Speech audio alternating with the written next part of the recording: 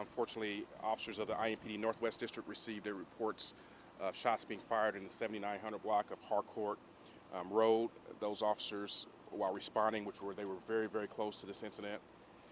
Another report came out as a person shot. Officers arrived approximately within 1 minute of the actual 911 call coming out. Those officers discovered outside an adult male who sustained injuries consistent with a gunshot wound.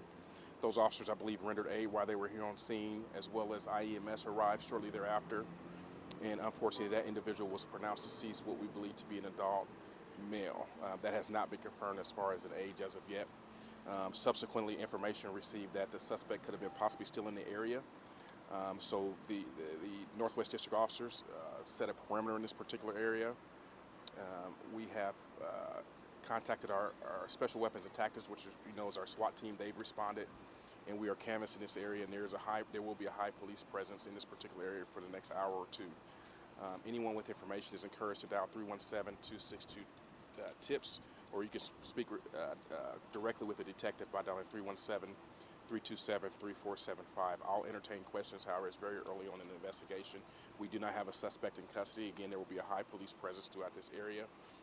We have confirmed that individual is deceased outside, and so we're working the scene as an active scene. Again, there will be a high police presence within this area. Suspect? We do not have a suspect in custody. Information led us to believe that the suspect was possibly still in the area. That's why you see so much of a higher police presence, as well as our SWAT team. They've responded, and we want to do everything right when we have a possible armed subject or suspect in the area. Did that come from witnesses that the suspect would be in the area? Detectives are speaking with witnesses. I'm not sure where they got that piece of information from, that the suspect, we believe, is possibly contained to an apartment complex. Let me be clear. We believe that he's possibly contained to an apartment complex. Specific building at all? We don't have a specific building at this time, but this whole area, you'll see a high police presence. Okay, in terms of safety, people that live in this area, what are officers? We're asking people to stay in place wherever they are. If you see any suspicious individuals walking through the neighborhood, we ask that you call 911 directly. I do not have a description at that time. Hopefully that will come out as we progress through the investigation. It's very early on in this investigation.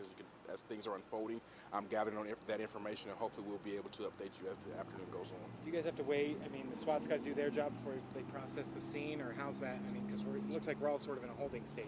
Correct. Our homicide investigators, they are working with our SWAT team to gather search warrants, etc. Again, we'll be out here. We'll be partnering with the crime lab as we do, as well as the coroner's office, to make sure that we methodically go through this investigation properly. Tell me just the fact, I mean, we're standing here in the middle of the afternoon in Indianapolis, and what is a very residential area, and the fact that somebody was gunned down in the middle of the street. It's very concerning. You've heard me say it over and over and over again. When we talk about conflict resolution, folks have got to understand how to deal with conflict resolution, because not only are you hurting someone else's family, you're going to hurt yourself eventually, because we know our agency has made a significant number of arrests, whether that's through aggravated assault or homicide investigations. Our detectives continuously work extremely hard to hold those individuals accountable, but you're hurting your own family. Some of these folks are spending decades in prison based off of one decision that you made based off of a conflict.